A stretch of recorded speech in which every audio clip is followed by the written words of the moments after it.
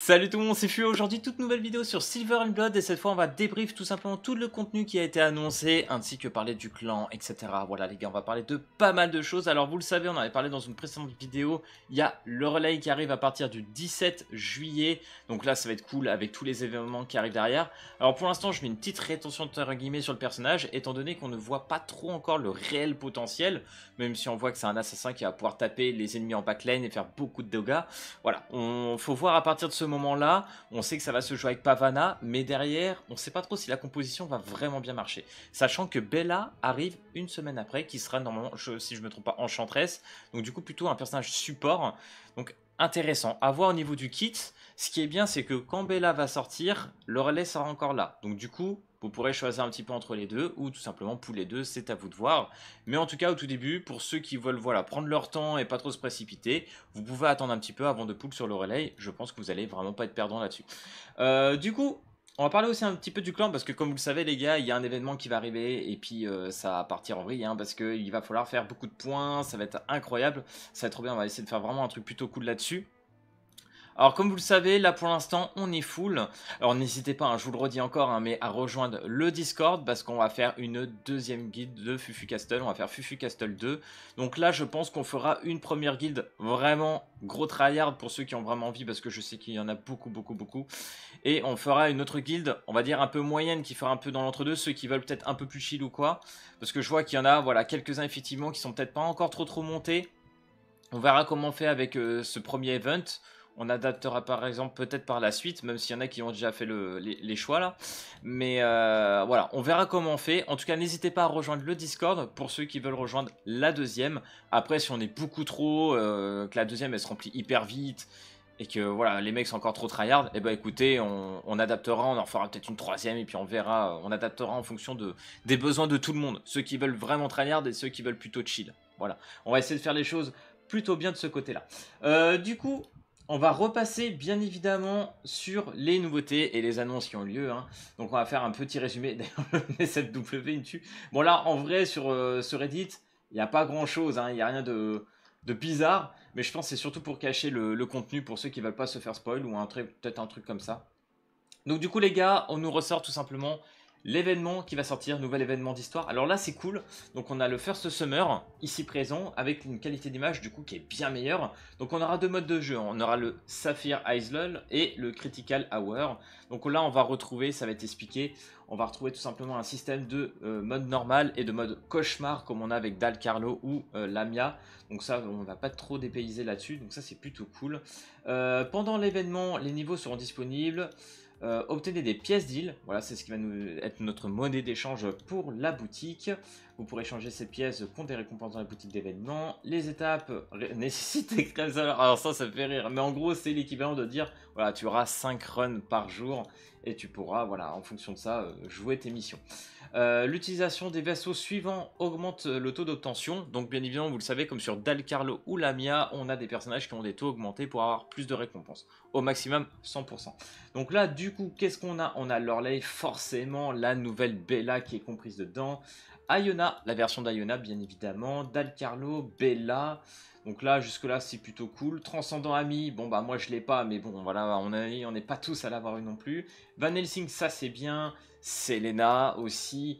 Iona classique, donc là on parle de la SR, le Noah SR et Mpusa SR. Donc logiquement, on devrait réussir à se faire une composition de team assez correcte pour avoir les bonus de récompense. Donc ça c'est vraiment bien.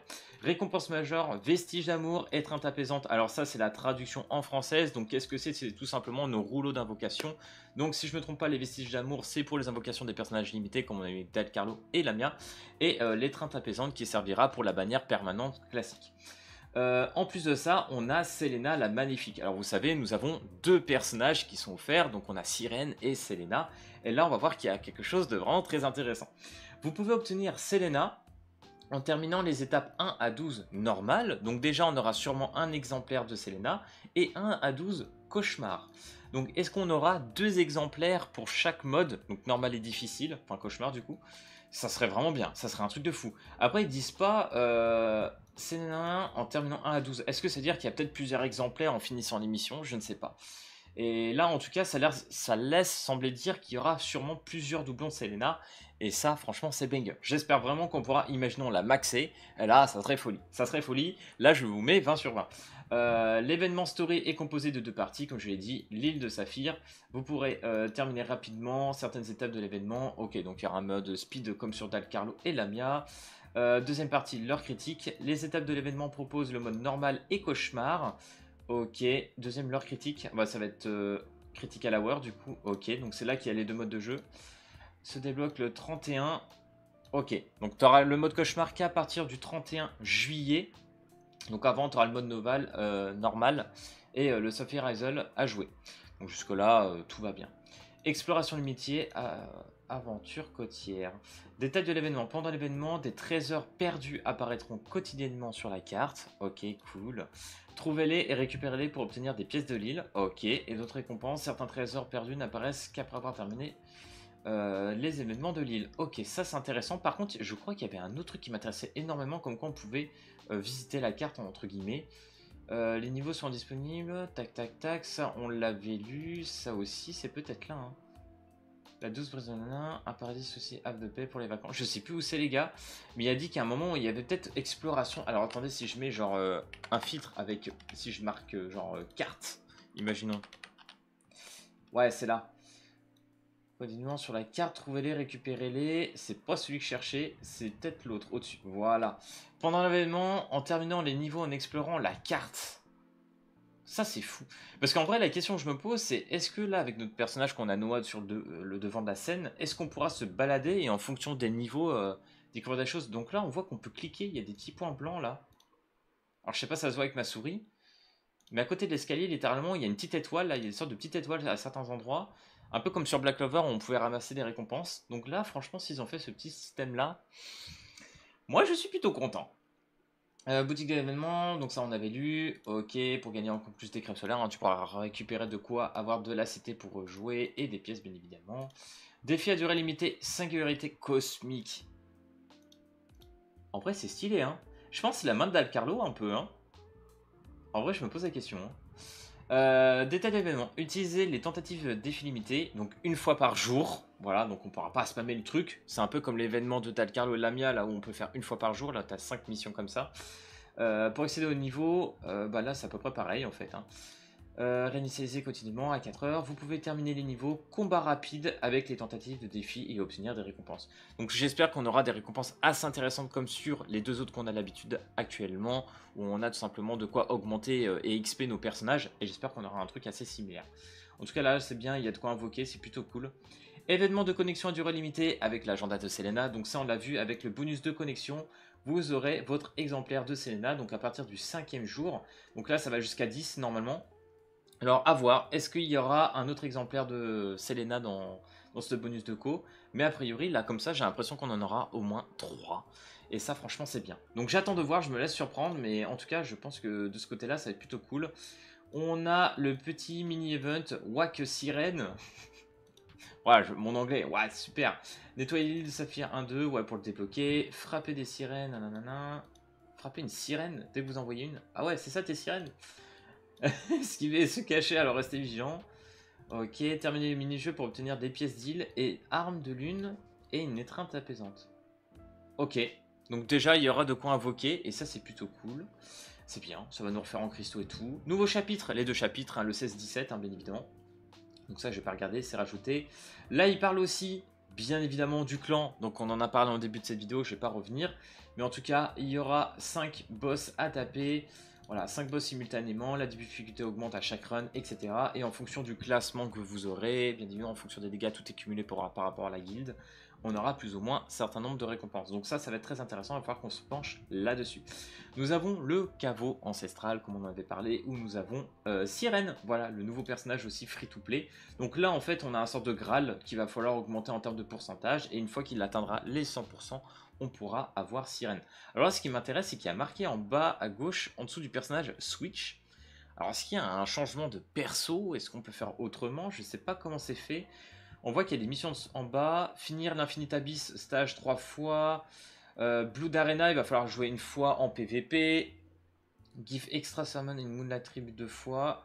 Ouais, on verra bien ça. À mon avis, c'est des tâches qui vont changer tous les jours, mais ça va être assez intéressant. Pour obtenir l'hydromel, voilà, ils appellent ça l'hydromel de renaissance qui contribue à la progression de la cave, débloquer la sirène. Donc voilà, sirène, évidemment. Vassal en atteignant 100% de progression. Ok. Donc là, a priori, on serait vraiment sur un seul exemplaire. Là, pour l'instant, j'ai pas vu grand-chose qui disait qu'on en aurait deux. Après, là, bon, ça fait un petit résumé. Mais Little Bella numéro 13, c'est l'équivalent du Zagon qu'on a eu. Où on pourra voir si vous êtes super bien classé 6000 larmes de lune. Donc l'équivalent de 2 multi-invocations, ce qui est quand même plutôt sympa. Si, il y a ça, les gars, qui est super bien. Nouveau boss, Seed of War. Donc le Seed of War, c'est un nouveau boss qui sera disponible quand on va dans le tombeau des déchus. Donc ça, franchement, dinguerie. Et c'est pas tout. Récompense majeur, coffre d'équipement de haut niveau. Donc ça, vraiment, c'est très intéressant. Coffre fragment 9 d'esprit agité. Donc est-ce qu'on aura de l'équipement 9 en faisant ça? Donc c'est vraiment littéralement le dernier niveau que tu peux faire. Hein. Donc ça, c'est fou. Bonus de fragments. Ok, agité, armure sacrée endommagée, matériaux d'amélioration d'équipement. Ça, c'est intéressant. Collecter armure sacrée endommagée x 200 pour obtenir un équipement de faction aléatoire de niveau 9. Sachant que le niveau 9, si je me trompe pas, j'ai pas encore atteint le dernier boss tout simplement dans le tombeau des déchus. Mais je crois que ça doit être le dernier palier de stuff possible à avoir. Donc si t'as du niveau 9, autant dire t'es méga bien mon gars. Franchement, t'es méga bien. Abîme infini. Donc ça c'est l'équivalent des abysses. Hein.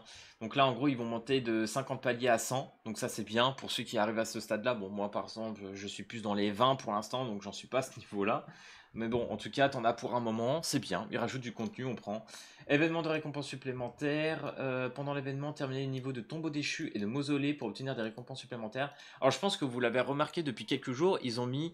bon là ils l'ont enlevé. Mais ils avaient mis tout simplement le x2 dans la cour perdue où on pouvait, enfin du moins sur le tombeau des déchus, avoir le double de stuff. Et ça franchement c'était très bien. Alors je pense que c'était vraiment pour le week-end. Mais si tous les week-ends on a de l'équipement x2, je trouve ça vraiment cool. Là-dessus c'est bien. Inscription des 10 jours. Cumul des connexions. Voilà pour revenir. Ah oui. Alors là bien évidemment on va revenir ici les gars. Nous avons le fameux skin de Ati. Après, oui, effectivement, les designs, voilà, hein, franchement, ils profitent vraiment de cet aspect du style vampirisme, de tout ce qui se fait autour du style du vampire. Voilà, c'est vraiment les personnages un peu dans le style sensuel. Et là, ils le ressortent énormément, hein, c'est dans le lore du truc. Ok, en vert au-dessus, c'est pas la pire, c'est pas la plus abusée. Là, ils nous font vraiment dans le style un petit peu à la... Voilà, une pose de Yoruichi, les gars, vraiment, faut se le dire. Mais par contre, la bonne nouvelle, pour ceux que ça intéresse, au bout de 10 jours cumulés, tu auras donc ton skin de Ati. C'est un skin free-to-play, donc on prend, c'est cool. On a un skin de Dalcarlo qui sera disponible dans un pass. Également, bon là, en fait, il y a un moment, je me disais, mais elle est où la tête? En fait, elle est là. je ne voyais pas la tête du perso. Des fois, le design, en fait, c'est bizarre comment c'est fait, parce que t'as un peu du mal à capter. Mais ok, voilà, Dalcarlo. Et là, nous avons... Alors, je croyais que c'était Lamia. Je vous jure, je croyais que c'était Lamia. En fait, vu la couleur des cheveux et tout. Mais en fait, non, c'est Aiona. Ça m'a fortement étonné. Donc, nouveau skin de Aiona. Voilà, je vous laisse imaginer au niveau du design. Je sais pas si ça va trop loin ou pas. Après moi j'avoue c'est un truc qui m'arrête pas spécialement parce que bah, autour du jeu il y a vraiment des choses vraiment cool. À savoir que ce skin là sera vraiment dans une boutique en particulier. Ça sera pas du impasse ou quoi. Ça sera achetable ailleurs. Par contre autre bonne nouvelle avec les skins, ce qui va être fait d'ailleurs avec aussi Agares, c'est que les animations sont différentes. J'ai vu sur le Bilibili des vidéos par exemple pour le skin de Dalcarlo, quand elle claque son ulti, on a vraiment une nouvelle animation au niveau de l'ulti, donc ça c'est cool. Pas sur l'aspect, entre guillemets, l'animation de l'aspect, mais ce que ça fait exactement sur le board, c'est très différent. Donc franchement, de ce côté-là, c'est plutôt cool. En tout cas, ça fait 3 nouveaux skins, c'est du nouveau contenu, on prend aussi. Après, comme je dis, au niveau de l'étiquette, etc., c'est à voir de chacun. Je pense qu'ils profitent vraiment de cet aspect du leur vampirisme et de la sensualité des personnages, mais voilà, à voir si ça va pour certains trop loin ou pas. Donc nouveaux personnages, bien évidemment, Lorelei et Bella qui seront ajoutés. Après c'est vrai que là on est sur les trucs de l'été, donc ils en profitent vraiment grave. Après, c'est vrai, quand je regarde Epic Seven, ce qu'ils ont fait aussi dernièrement, c'est pas mal aussi. Ajout des vassaux permanents, Lamia, Dalcarlo, donc bien évidemment qui viennent dans la permanente, ça c'est cool. Nouvelle fonctionnalité sur les tenues et couture mesure, enfin bref, on va pas aller plus loin, c'est un petit récap de tout. Donc voilà les gars, j'espère que vous avez, entre guillemets, toutes les informations qui vont arriver à partir du 17 juillet. Là, franchement, on a quand même, je dirais presque le double de contenu de ce qu'on a déjà présent, ce qui était déjà pas mal, parce que quasiment tous les 3 jours, on avait quelque chose de nouveau. Mais là, franchement, ça va nous apporter un bon petit kilo de contenu, donc ça, c'est cool. À voir ce qui va se passer aussi sur le mois d'août. En tout cas, plein de nouveaux personnages, des skins, des events à se faire, c'est cool. On va passer un bon petit mois de juillet. Et ne vous inquiétez pas, voilà, on fera le petit tour de là-dessus. Je verrai plus tard aussi si je refais un compte, on va dire, entre guillemets, free-to-play en live, pour ceux que ça intéresse. C'est vrai que je le dis souvent, pour l'instant, j'ai encore rien fait de tout ça, mais je verrai si j'arrive à me débloquer un peu de temps. Là, franchement, ça me prend déjà beaucoup de temps. Je reprends un rythme, je pense que beaucoup l'ont vu, assez soutenu sur YouTube. Donc on va essayer de continuer comme ça. Tant que le jeu le permet, parce qu'en vrai ils le permettent et c'est ça qui est assez dingue, hein, il faut se le dire. Donc ça fait quand même plaisir. Donc voilà les gars, si cette vidéo t'a plu, n'hésite pas à lâcher le petit pouce bleu et à t'abonner. Et puis moi je te dis à la prochaine vidéo. Allez, peace tout le monde.